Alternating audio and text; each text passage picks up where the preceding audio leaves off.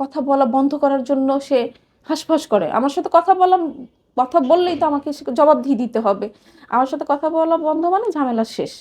আচ্ছা, কথা বলা বন্ধ করে দিল গত 17 তারিখে। কথা বলা বন্ধ। 10 দিন কথা বলল না। কথা বলার বন্ধের পিছনে একটা কারণ আছে। সে বাইরে গেছে, যেখানে গেছে সেখান থেকে আমার বাসার ডিস্টেন্স পায়ে হেঁটে আসলে 8 থেকে 10 মিনিট তার লাগবে, কিন্তু 3 ঘন্টা হয়ে যায় সে আসতে পারে না। আমারে বলে বৃষ্টি, ফোন পকেটে রাখছে। আমি তাকে ফোন দিলাম, আমার ফোন ধরে না। আমাকে বলে পলিথিনে করে পকেটে রাখছে, হ্যান ত্যান। আরে ফোন নিয়ে আসে সুইমিং পুলে নামে, নষ্ট হয় না? এখন এই ঘুরি ঘুরি বৃষ্টিতে তার ফোনে পলিথিনে বইরা রাইখা দিছে, বুঝছেন? আমি তো ওরে হাড়ে হাড়ে চিনি, তাই এ নিয়ে আমি ঝাড়াঝাড়ি করলাম ফোনে।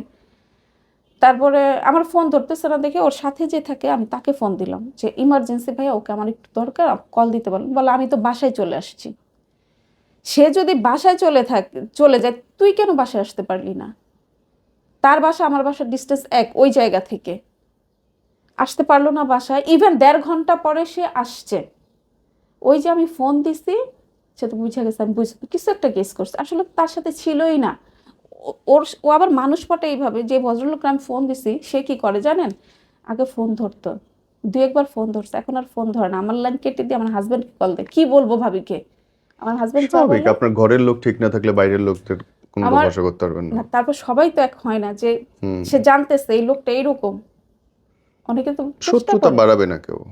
চেষ্টা তো করে। আচ্ছা ঠিক আছে, বলি যাতে ভালো হয়েছে।